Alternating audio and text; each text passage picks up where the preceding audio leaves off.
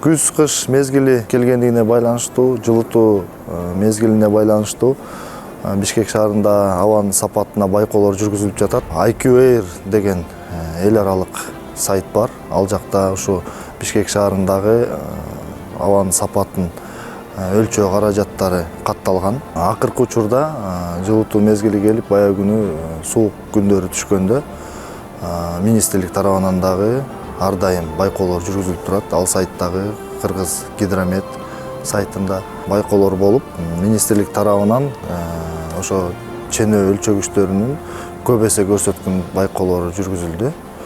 Ошол себептен министрлик тарабынан ошол жерге барган учурда IQ Air компаниясынын ченегич каражаттары, абанын сапатын өлчөө каражаттары, датчиктер туура эмес иштеп жаткандыгын биз орусча айтканда методом исчисления деп коет, сравнительный анализ кылып, жанында биз Кыргыз Гидрометтин датчиктерин коюп өлчөдүк.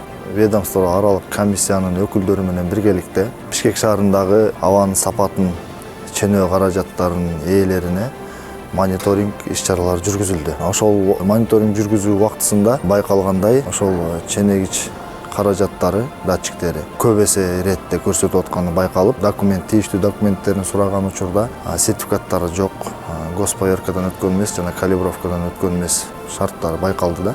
Ошол себептен түшүндүрүү иштери жүргүзүлүп, ал жерде датчиктердин дагы өзү ченегич абанын сапатын ченөө каражаттарынын турган жерлери өзүнүн нормаларга ылайык эместиги байкалып, ошол ээлерине айтылды.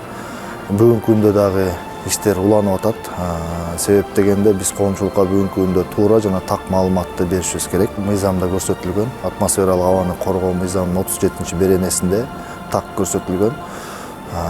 Абанын сапатын прогноздоо, маалымат топтоо жана жайылтуу жалпылап бул мамлекеттик мониторинг системасына таандык.